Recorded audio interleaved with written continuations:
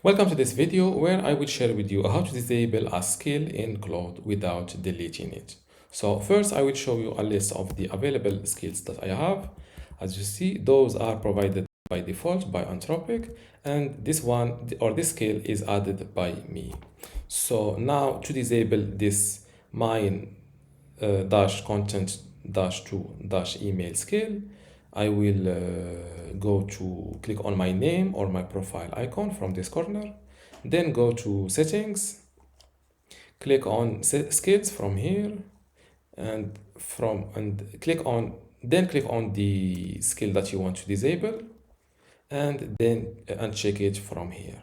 Now close this window, and now if I type slash to see the list of my available skills, as you see, the mine dash content skill is not available here or not appearing here. And if I want to start or to check it to start using it, I can simply go back to settings, skills, open the skill, and check it from here. As you see, now it is appearing again. And this is how to disable or hide a skill in Claude without deleting it. If you still have a question, leave it in the comments below, and don't forget to give this video a like. Thank you.